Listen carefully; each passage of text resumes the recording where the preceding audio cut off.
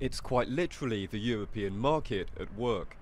In the UK town of Boston, the number of Poles, Lithuanians and Latvians has increased sixfold in 10 years.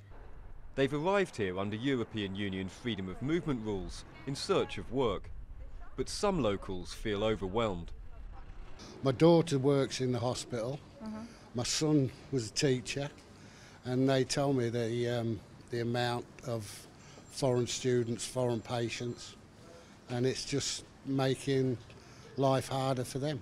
In 2 schools, there's 1 child that speaks English as a first language, and we have some classes no English speaking, and you're thinking that can't be right. Party leaders, thank you very much. Controversially, Prime Minister David Cameron wants to be able to limit EU migration, and it's a key issue in the upcoming general election.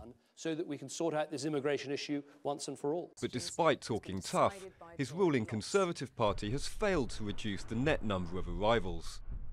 Much of the debate has been shaped by the rise of the anti-immigration UK Independence Party. Filling up for tomorrow afternoon for your meeting. Mass immigration, particularly from Eastern Europe, has had devastating effects on this particular area.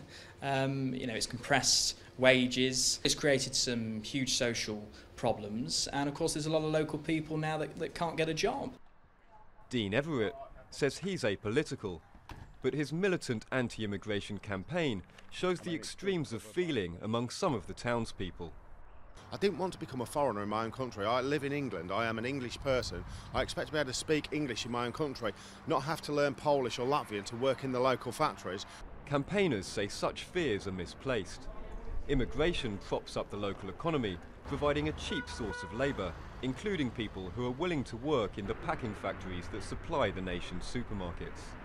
Because of the impact of supermarkets, we've had to have a very large and reliable source of low-wage, low-skilled labour. And so that's the sort of the issue that largely drives the local economy at the moment. The EU migrants themselves are the one voice missing from the election debate.